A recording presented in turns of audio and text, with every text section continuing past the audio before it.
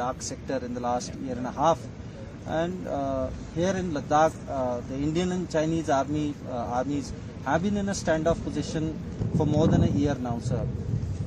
What is the situation now, and by when do you think the last remaining friction point in Hot Spring would be can be addressed and resolved?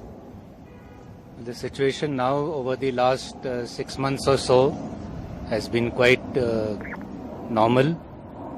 As you're aware, the talks have been going on for more than a year now.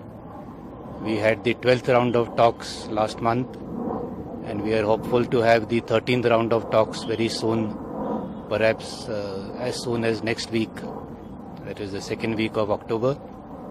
We are confident that as we discuss things with each other, and we will be able to reach consensus on how this disengagement is to take place, and by all the friction points will get resolved. Even when the talks had started, people were doubtful whether talks would resolve anything, but I'm of the firm opinion that we can resolve our differences through dialogue, and that is what has happened over the last few months. So I'm very hopeful that we will be able to achieve some results. Sir, very regularly reports come from across the border that the Chinese have not cut down the number of troops deployed on their side of the LAC. In this backdrop, and we also hear that they are building permanent shelters, increasing number of bases.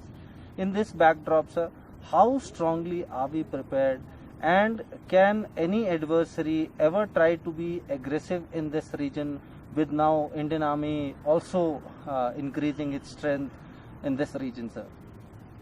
Yes, as you very rightly mentioned, that the Chinese have deployed in considerable numbers all across eastern Ladakh, and not only in eastern Ladakh but all across the northern front, right up to our eastern command also.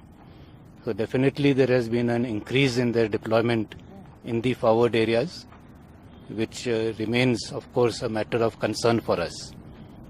But we are regularly monitoring all their movements, and based on whatever inputs we get, we are also carrying out matching developments both in infrastructure as well in terms of the troops that are needed to counter any threat. So we are, I think, at the moment quite well poised to meet any eventuality.